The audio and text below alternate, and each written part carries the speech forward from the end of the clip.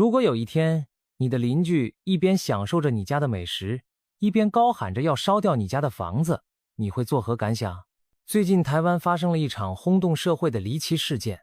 一位来自中国大陆嫁到台湾的女子，在台湾生活期间公然发布武统台湾的言论，她被网民讽刺地称为舔共亚亚。当台湾政府认定她的言论已经触犯法律，限令她离境时，她却大喊冤枉，拒不离开，甚至扬言要在内政部前召开记者会，等待移民署来强制驱逐。这究竟是言论自由的边界之争，还是一起颠倒是非的闹剧？台湾社会各界对此又有何反应？本期视频我们就来深入剖析舔共亚亚不走了事件的前因后果，看看到底发生了什么。故事的主角名叫刘振亚，网名亚亚，湖南人。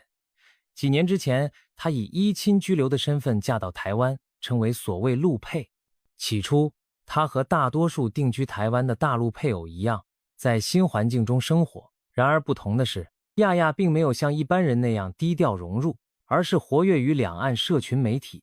她经营着一个抖音账号，名字就叫亚亚在台湾，也在 YouTube 上分享自己的生活点滴。凭借两岸婚姻的特殊身份和大胆出位的言论，亚亚吸引了不少关注，积累了数十万粉丝。随着粉丝增长，亚亚发布的视频内容也愈发引人侧目。她的视频常常不只是分享柴米油盐的小日子，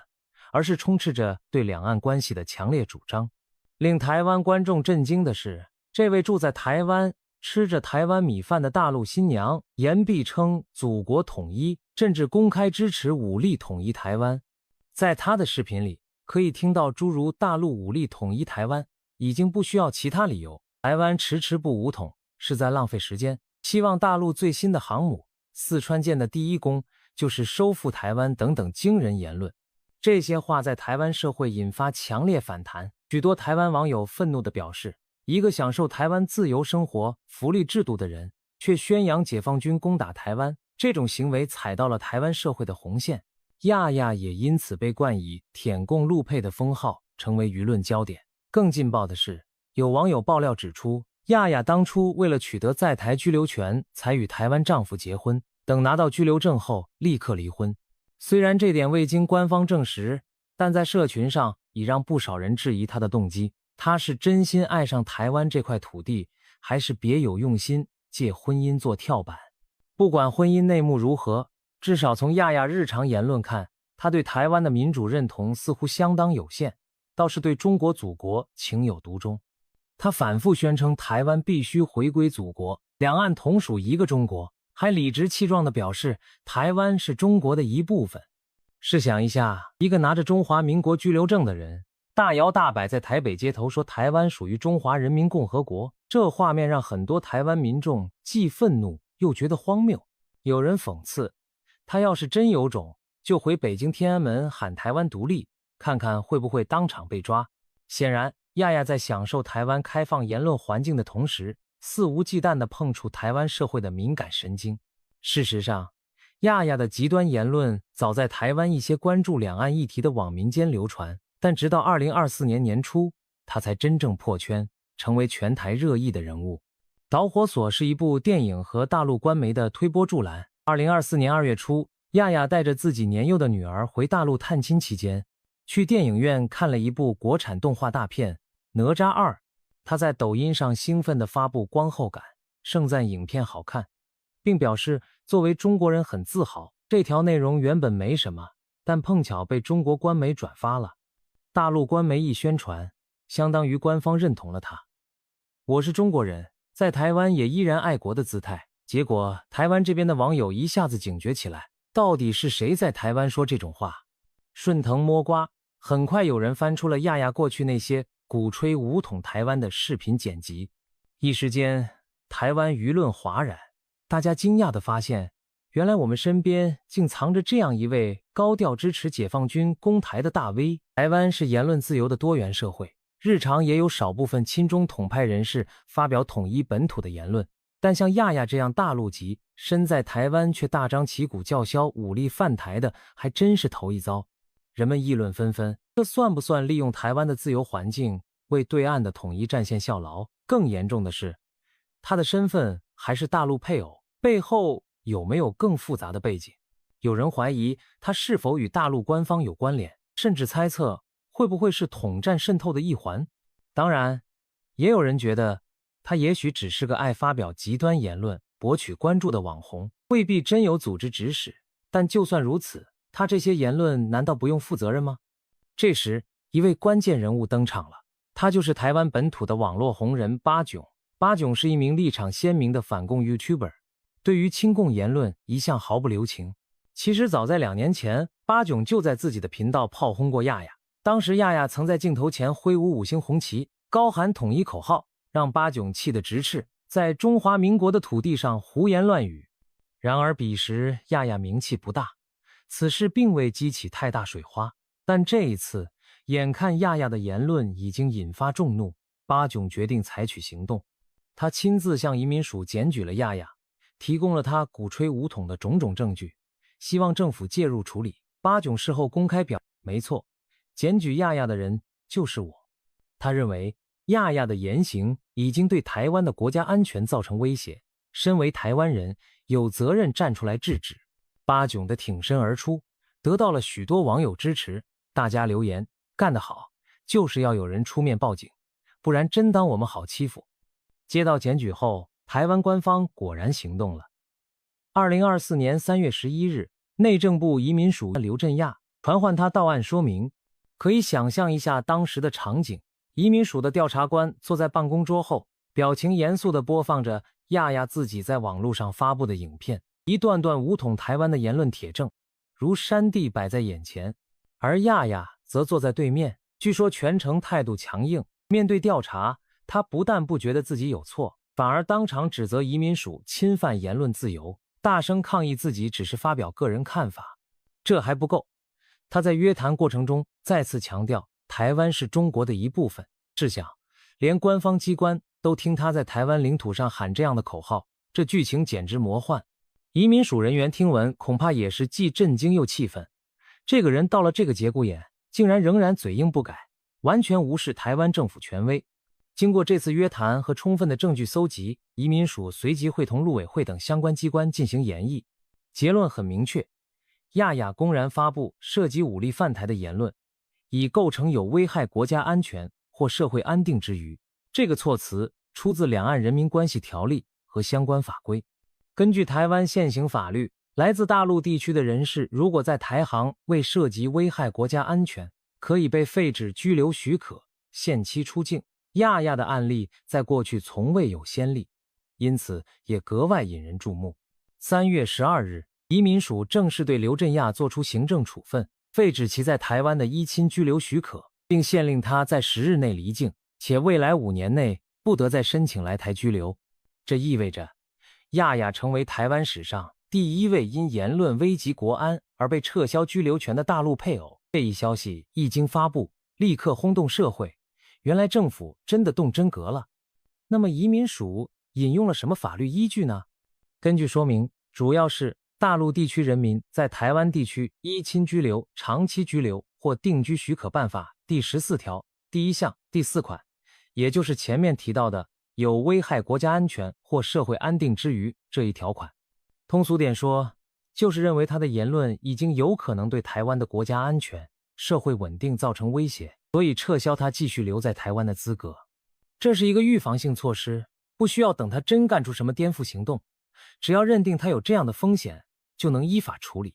官方在宣布处分时也强调，这是依法行政，并无针对个人的政治迫害。陆委会和内政部还联合对外说明，言论自由不能被滥用来支持统战和侵略行为，任何在台违法言论都会依法处置。言下之意很清楚，在台湾你可以表达统一的政治立场，但若鼓吹动用武力，那就超越了言论自由的正当范围。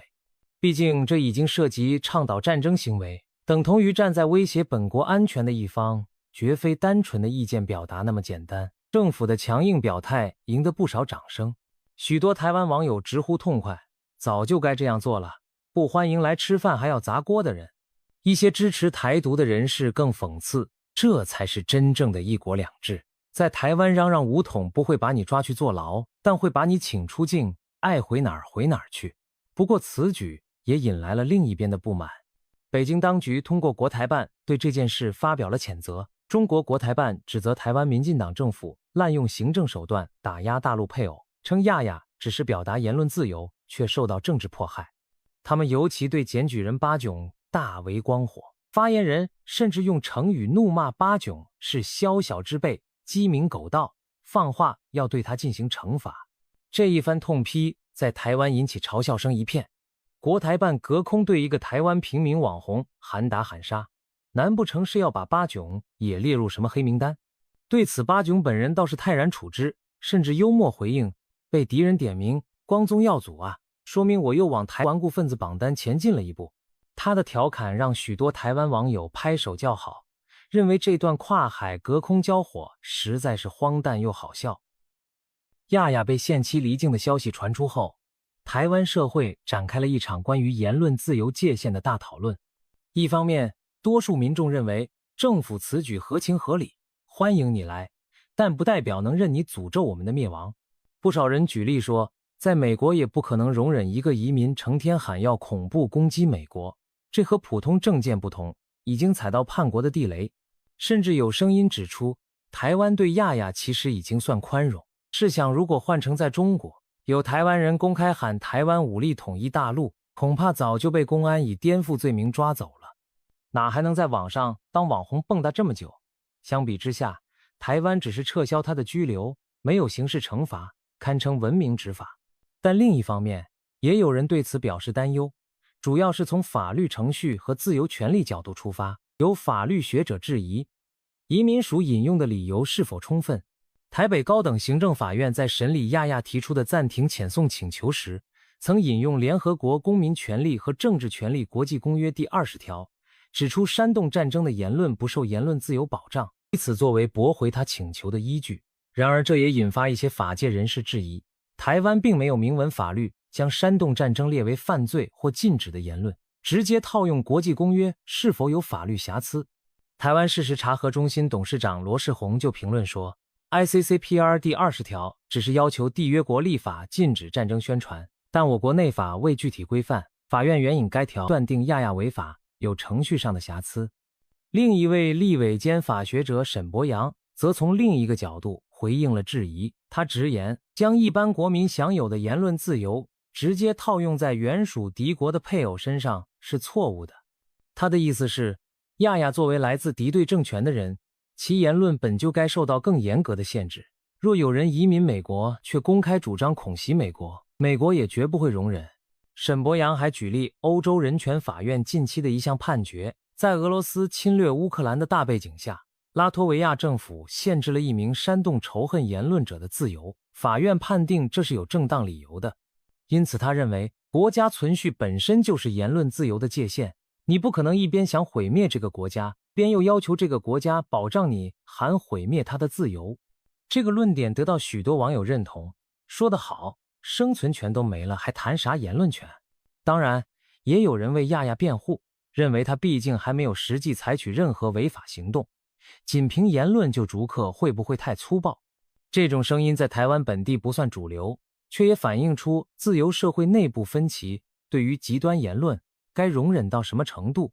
值得一提的是，还有人担心此举可能被大陆方面利用，渲染台湾迫害陆配的宣传战。毕竟大陆配偶群体在台湾有数万人，其中绝大多数遵纪守法，低调生活。这回亚亚事件闹大，有些大陆配偶担心自己会不会无辜受牵连，被社会投以异样眼光。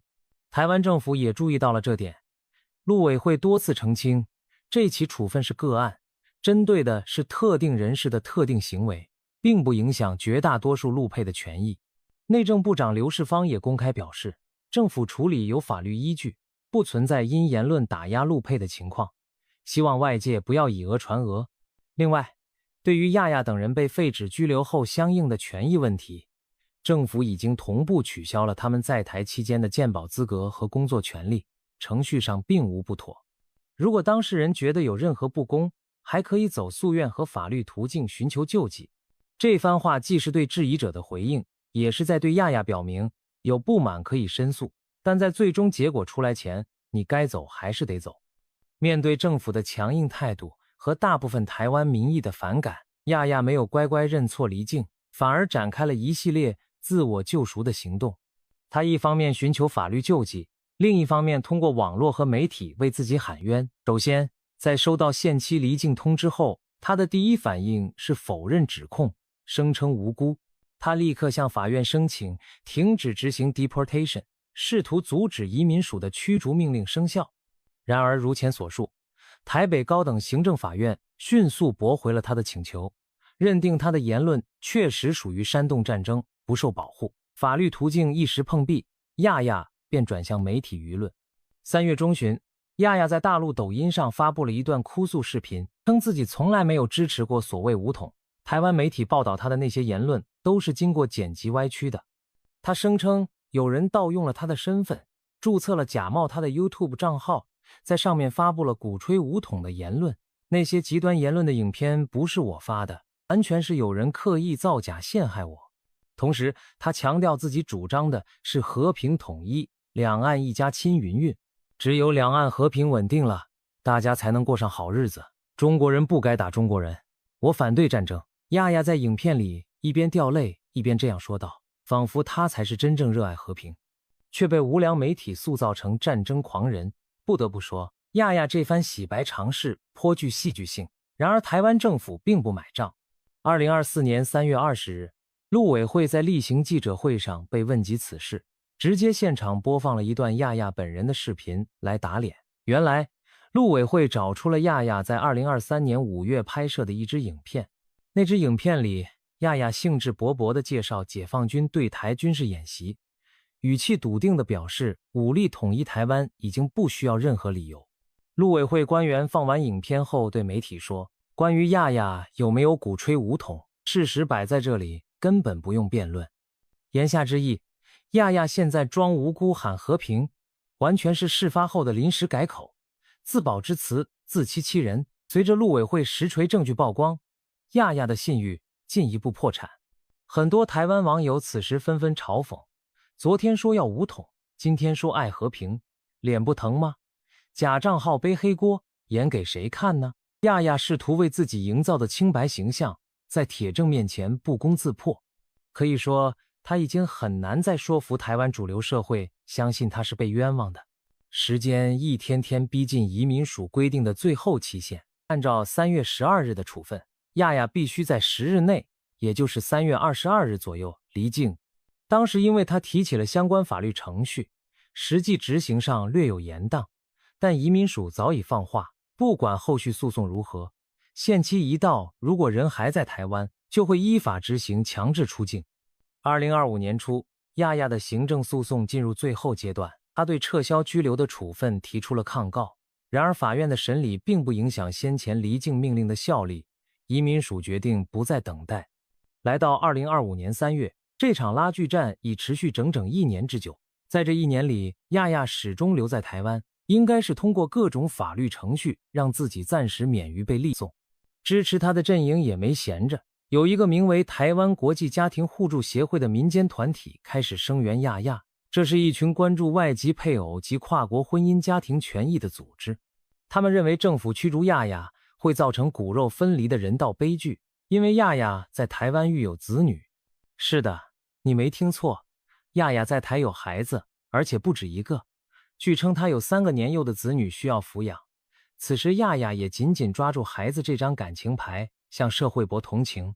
她对媒体哽咽表示自己放心不下孩子，如果被赶出台湾，孩子们将失去妈妈，还要承受不公正的伤害。他甚至把矛头指向政府，称这是对他的人格毁灭。如果他现在离开，就等于接受不实指控。3月24日，也就是最后期限前一天，亚亚公开向记者表示，我没有打算离开，也没有订机票，因为我觉得自己没错。如果我现在走了，就是默认了那些罪名。话说的斩钉截铁，表现出与政府周旋到底的决心。他宣布将在第2天上午与家人一起在内政部大门外召开记者会。在那个记者会上，他计划公开谴责移民署违反国际公约，迫害陆配，侵犯人权，要求内政部长刘世芳介入撤销处分。他的支持者称，亚亚的言论属于言论自由范围，移民署滥权应立即纠正，以免让无辜孩子承受母子分离的痛苦。这个消息传出后，台湾舆论再度哗然，亚亚竟然强硬到这种程度。有人愤怒地说，他根本没有把台湾法律放在眼里，这是在向政府下战书。也有人冷笑，真有种就别走，看看到时候是你厉害还是政府法令厉害。更有网友调侃，别忘了带睡衣，说不定记者不成就被直接铐走送往机场了。的确，移民署早已做好准备，一旦亚亚逾期不走，立即启动强制出境程序。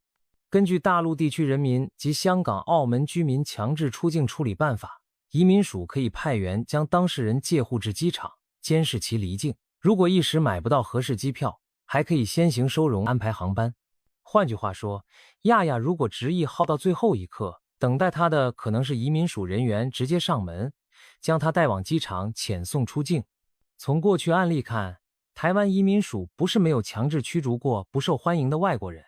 就在2024年10月，有一对大陆姚姓夫妻在台北街头骚扰香港团体的活动，撕毁旗帜，还叫嚣证件，结果很快就被废止签证，押解到桃园机场送上飞机，限令出境。那对夫妻在飞机起飞前也曾叫嚣台湾迫害大陆同胞，但最终还是不得不回去了。如今亚亚的阵仗比当时那对夫妻大多了，但道理是相同的，再怎样撒泼打滚也无法改变必须离开的结局。这场闹剧走到尾声，台湾民间的反应可谓五味杂陈，绝大多数普通人对亚亚的印象已经非常负面，社交媒体上早该滚了，给他脸了还不要脸之类的不满言论比比皆是。很多人怒斥亚亚是吃台湾拿健保，还骂台湾的双面人。特别他后来还一度夸赞台湾的健保和人情味好，让不少网友觉得恶心。当初骂台湾人渣，现在又夸台湾真好，演给谁看呢？有人直指他贪图台湾的福利，却效忠北京。要真觉得大陆好，干嘛不早点回祖国怀抱？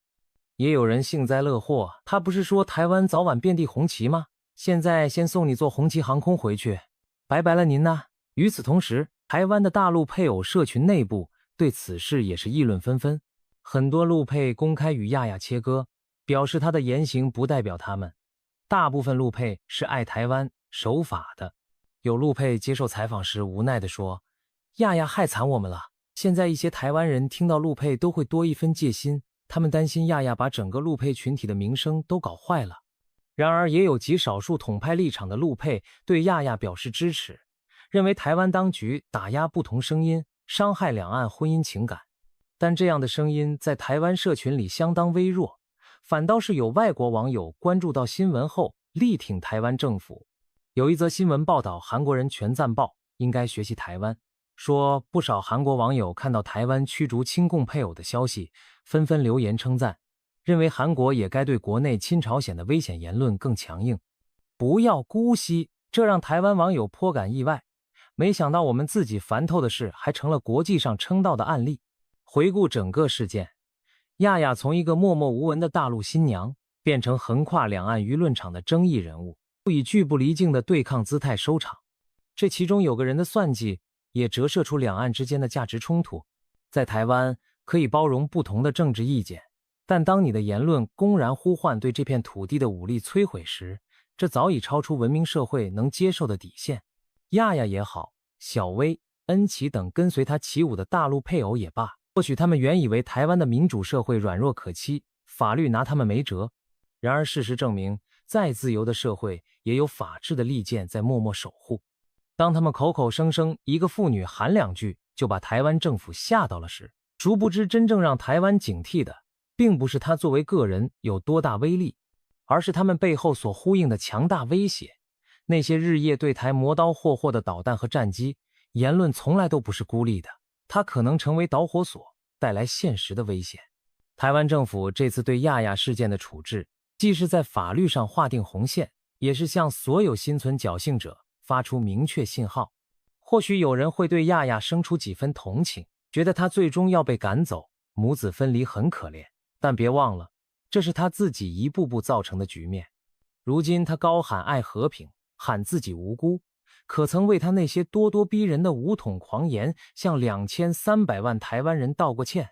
当他享受台湾民主自由时，他想的是如何利用这些自由来赞美一个专制政权；当他面对民主制度的处置时，他又搬出国际人权来为自己辩护。这样的双重标准实在令人摇头。台湾社会从这起事件中也得到一些反思，未来对于敌对势力的宣传渗透要更提高警觉，对于移民配偶的审查教育也许需要更完善的机制。当然，更理想的是有朝一日两岸能真正互相理解，和平共处，不再把彼此视为敌人。但在那天到来之前，我们必须坚守自己的原则。自由不是纵容，民主有底线。台湾欢迎不同背景的人来到这片土地追求幸福生活，但前提是尊重这里的自由和安全。如果有人一边享受权利，一边企图毁掉这一切，那么台湾绝不会姑息。最后，不妨让我们用反问句结束。亚亚口口声声说我没错，那么到底是谁错了呢？在这故事里，每个人心中也许都有自己的答案。但有一点可以确定，当午夜钟声敲响，属于亚亚的最后离台期限将至，他终究难逃法网。也许再过不久，我们就会听到他搭乘班机消息。届时，这场沸沸扬扬的舔共亚亚风波也将画下句点。然而，留给我们的思考不会停止。言论的界限、民主的防卫、家庭与国家的取舍，这些问题还将长久地萦绕在台湾社会上空，提醒着我们珍惜得来不易的自由，